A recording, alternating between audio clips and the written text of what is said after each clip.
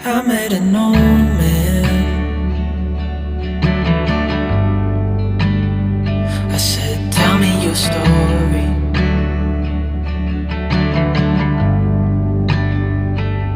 He took out a notepad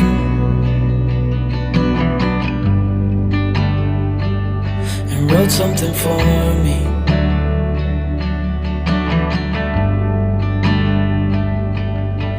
Then he kept walking on down the road,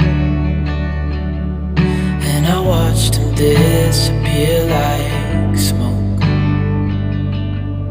And I thought I'd just seen a ghost.